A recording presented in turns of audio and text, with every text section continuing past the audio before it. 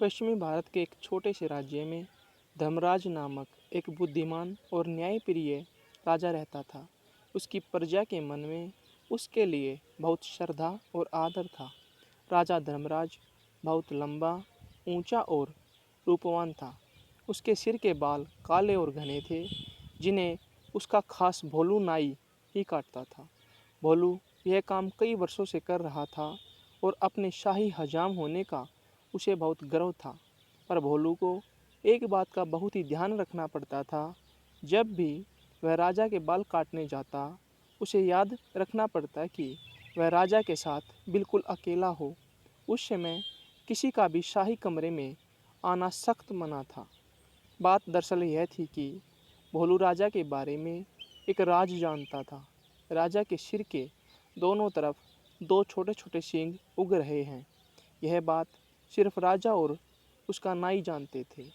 जब भोलू ने पहली बार यह नज़ारा देखा तो वह भौचक्का रह गया, लेकिन उसने राजा से वादा किया कि इस बात का जिक्र वह कभी किसी से नहीं करेगा। महाराज, आप निश्चिंत रहे, आपका यह राज मेरे पास सुरक्षित है। किसी और को इस बात की कानों कान भी खबर नहीं होने पाएगी। भोलू ने राजा को आश्वासन दिलाया। ऐसा सुनकर राजा धर्मराज ने राहत महसूस की।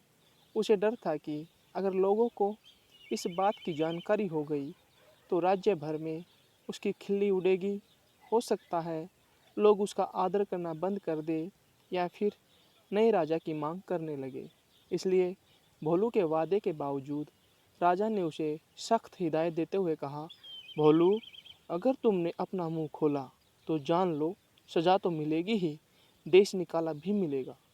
भोलू नाई की डर के मारे घिघी बंद गई। उसने कानों को हाथ लगाया और अपना मुंह भरने की कसम खाई। कई वर्ष बीत गए। भोलू को अपना वादा याद रहा। उसकी स्वामी भक्ति से प्रसन्न राजा कभी कभार उसे अच्छे अच्छे उपहार भी देता रहता। पर समय बीतने के साथ साथ भोलू के सब्र का बांध भी टूटने लगा। उसके पेट में वह राज अब पचता नहीं था और वह चाहता था कि कोई तो ऐसा हो जिसे वह राजा के सींगों वाली बात बता सके। लेकिन राजा की चेतावनी उसे चुप रहने पर मजबूर किए थी। एक दिन भोलू राजा के बाल काटकर महल से लौट रहा था और रास्ते भर उसके सींगों के बारे में सोचता रहा। भोलू का घर एक छोटे से जंगल के उस पार था। ऊंचे ऊंचे पेड़ों और लटकती बेलों के बीच में से धीरे धीरे चलता हुआ भोलू जब थक गया तो सुस्ताने के लिए एक घने पेड़ के नीचे बैठ गया। भोलू को रह रहकर सींग याद आ रहे थे। फिर अचानक वह उठकर खड़ा हो गया। वाह, जवाब नहीं मेरे दिमाग का, भोलू बोला और उस पेड़ को देखने लगा जिसके तले वह बैठा था। भाई, इस पेड़ को तो बता सकता हूँ न, राजा के उन अजीब सींगों के बारे में। अब यह रहस्य मेरे पेट में नहीं पचता। पेड़ तो बोल सकता नहीं और इस तरह किसी और को यह बात पता चलने का डर भी नहीं है। पेड़ के पास यह भेद हमेशा भेद रहेगा और मैं भी इस बोझ से मुक्त हो जाऊंगा। भोलू ने ऐसा निश्चय किया और जोर से बोला, हे पेड़, आज मैं तुम्हें एक भेद बताने वाला हूँ। हमारे राजा धर्मराज के सिर पर दो सींग है। हाँ हाँ, उसके दो सींग है।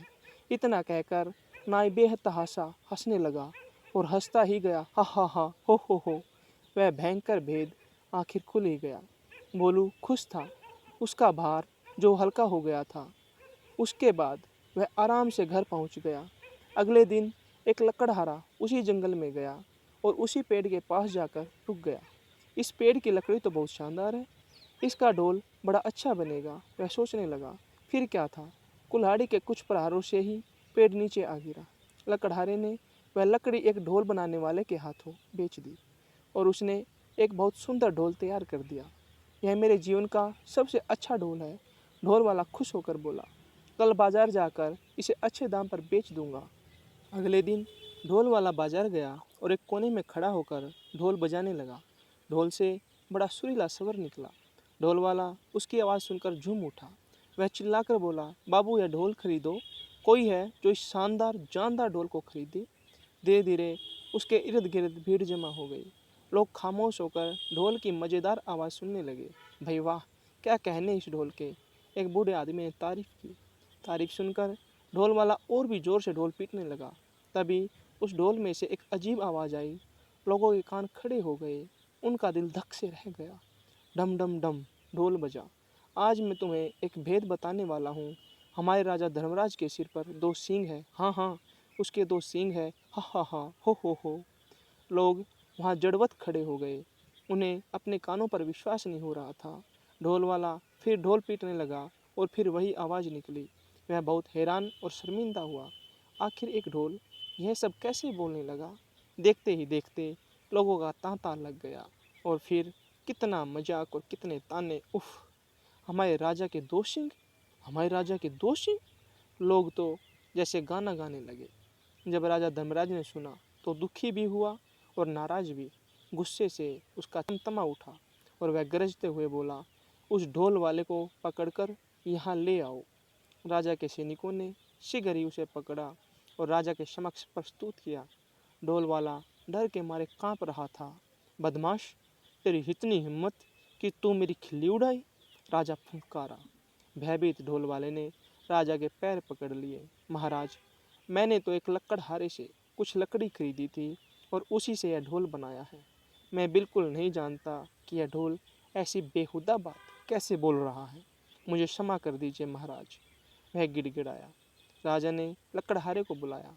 जो लकड़ी तुमने ढोल वाले को बेची, वह तुम्हें कहाँ से मिली? लकड़हारे को काटो तो खून नहीं, डरते हुए बोला। जंगल में एक पेड़ से मिली महाराज।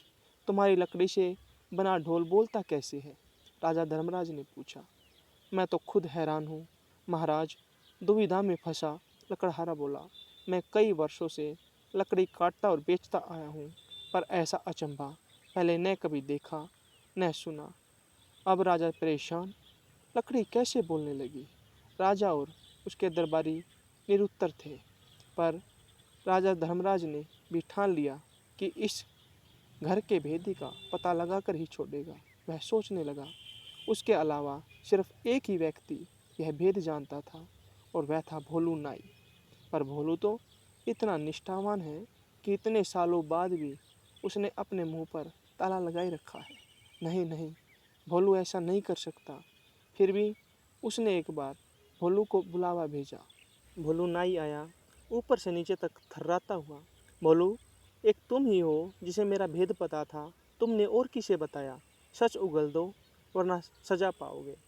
मैं महाराज, आप तो जानते ही हैं, मैंने कितने वर्षों से अपना मुंह बंद रखा, पर मेरे लिए ये बात छुपानी मुश्किल हो रही थी। मैं चाहता था कि कोई तो हो जिसे मैं ये राज बता सकूं। बोलते बोलते बोलू रुक गया और सिर झुकाकर खड़ा रहा। बोलते रहो, फिर क्या हुआ? राजा धर्मराज रुखाई से बोला। बोलू धीरे धीरे फिर बोलने लगा।